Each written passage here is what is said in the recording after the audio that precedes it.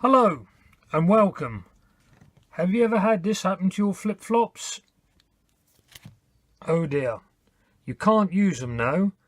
Don't throw them away, or if you can't get another pair, we have a quick fix for you. All you need is a piece of hard plastic, yogurt pot plastic lid. Cut it into a small square. Cut a slit in the plastic. Push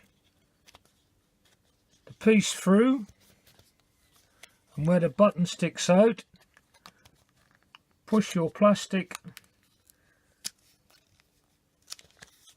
over the button like so,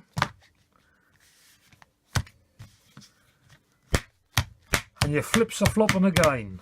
So for much more, have a look at our other site, youaremovingup.com, and also for investments in gold, look at investandsaveInGold.com. Till next time, goodbye.